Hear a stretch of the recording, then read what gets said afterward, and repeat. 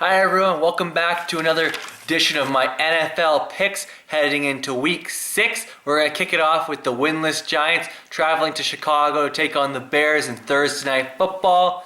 The Giants are coming off yet another blowout loss. They lost David Wilson and lost to the Eagles. I'm going to take the Bears, giving 7.5 points. Moving to Sunday, it's the Packers and the Ravens. I'm going to go the Packers, lay the 3 points. Next game, the Bills host the Bengals. I am giving 7 points on the Bengals all day. Good luck getting me to bet on Thaddeus Lewis. It's not going to happen. I am more likely to bet on Brandon Weeding, and that's exactly what I'm going to do in the next game. I'm going to take the Browns +3 over the Detroit Lions, who looked horrible on offense without Calvin Johnson. Yeah, he'll probably play, but I like Joe Hayden matching up against him. Going into the next game, the Rams take on the Houston Texans and the Matt Schaub jersey burning fans down in Houston. I'm going to lay 7 points and take the Texans. Going into the next game, the Raiders coming off their late Sunday Night Football game in victory over the Chargers, +9 going to the Chiefs, and I'm going to take those points. I think we're going to see a big bounce back game from Darren McFadden. I think the Chiefs come back down to earth in their divisional debut.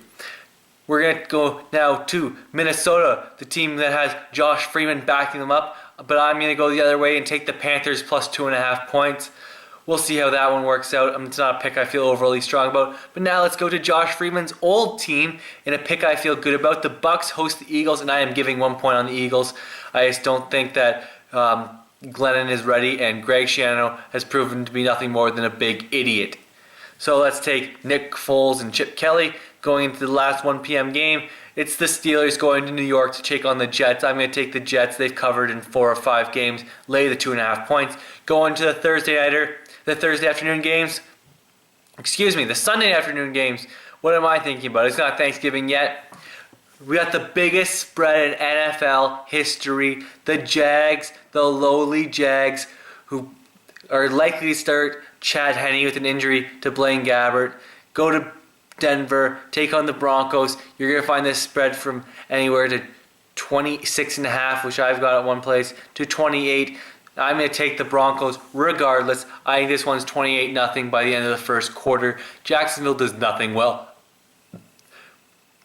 Next game, which would be a great game if Jake Locker was playing, not Ryan Fitzpatrick. So I'm going to take the Seattle Seahawks -13.5 at home.